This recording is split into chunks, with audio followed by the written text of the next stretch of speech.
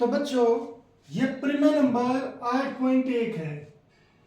इसमें हमें दिया कि किसी समांतर चतुर्भुज यानी कि कोई समांतर चतुर्भुज है का एक विकर्ण उसे दो सर्वांगसम त्रिभुजों में विभाजित करता है। ये हमें सिद्ध करना बच्चों।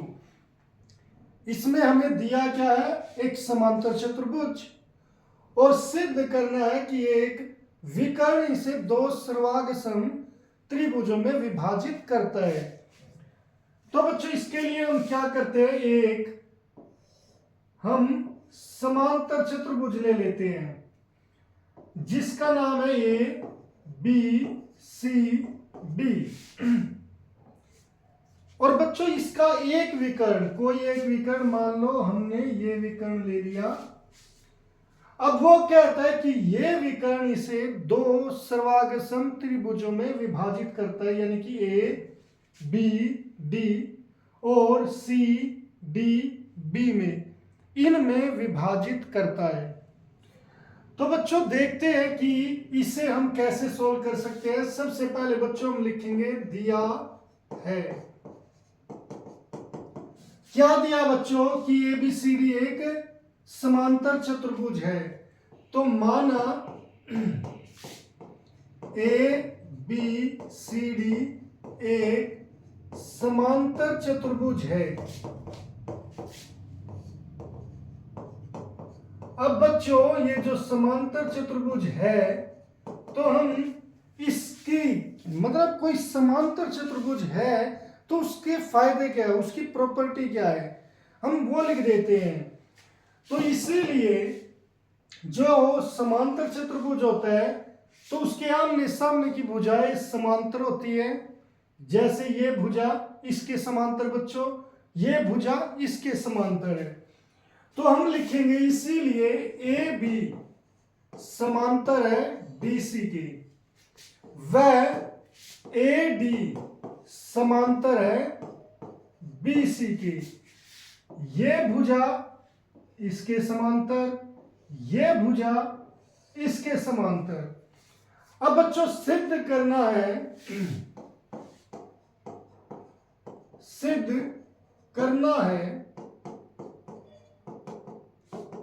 कि जो BD है, BD ABCD को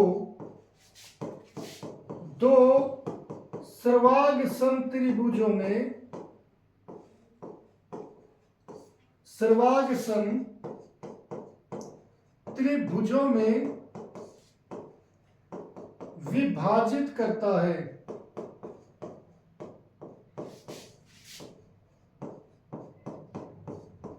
अब ये सर्वांगसम त्रिभुजों में यानी कि इसके लिए हम किसे सिद्ध करेंगे, तथा या हम सिद्ध करेंगे कि त्रिभुज ए बी डी सर्वांगसम है, त्रिभुज ए बी डी सर्वांगसम है त्रिभुज सी डी बी के, सी डी बी इसके सर्वांगसम यानी कि इसके सर्वांगसम त्रिभुज है।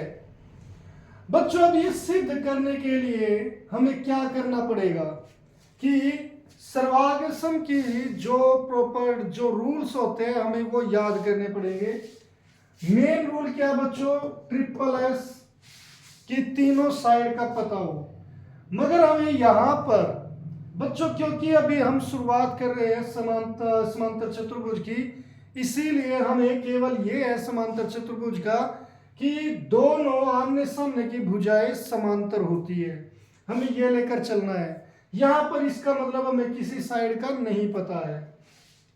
दूसरा रूल क्या बच्चों, एस ए एस है, तीसरा ए एस ए है। तो बच्चों यहां पर हमें एंगल के बारे में क्या पता है कि क्या हमें किसी एंगल का पता है।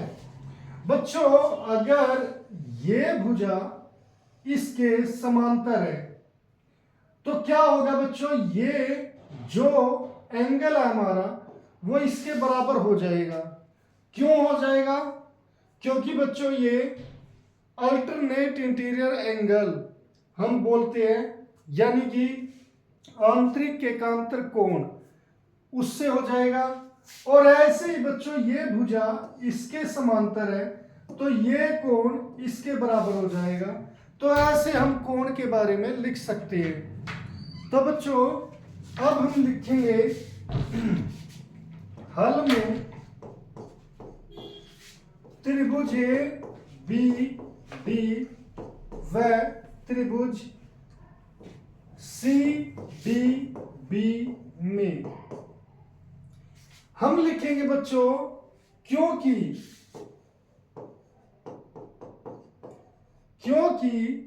ए बी समांतर है डी सी की, वह जो बी डी है बच्चों अगर ऐसे हो जाए बच्चों, ये लाइन इसके समांतर है और अगर कोई ऐसे लाइन काटती है तो उसे हम ट्रांसवर्सल लाइन कहते हैं इंग्लिश में, और हिंदी में तिर्यक रेखा। वह डी बी एक तिर्यक रेखा है, तिर्यक रेखा है। तो इसीलिए बच्चों जो एंगल हमारा जब ऐसे जेड बन जाए तो ये एंगल इसके बराबर होता है बच्चों। तो यहां पर ये एंगल इसके बराबर हो जाएगा। इस एंगल का नाम है ए बी डी बराबर हो जाएगा सी डी बी के। इस एंगल का नाम कैसे लिखा बच्चों, ए बी डी, और इस एंगल का नाम लिखा सी डी बी। अब बच्चों मुझे ये एंगल और ये एंगल दोनों बराबर शो करनी है। उसके लिए ये एंगल एक तो इस लाइन और दूसरा इस लाइन के बीच में बनते हैं, तो मुझे ये लाइन और ये लाइन देखनी पड़ेगी। अब बच्चों ये लाइन और ये लाइन हमने लिखा है कि ये डी बी सी के समांतर है, और ये लाइन क्या बना रही है, तिर्यक रेखा। तो ये भी क्या बन गया बच्चों, जेड बन गया, और जेड बन गया तो ये एंगल और ये एंगल क्या होते हैं, इक्वल होते हैं। तो बच्चों इस लाइन को हम दोबारा नहीं लिखेंगे, हम लिख देंगे इसी प्रकार एंगल। इस एंगल का नाम क्या बच्चों, A D B. A D B किसके बराबर है बच्चों, सी बी डी।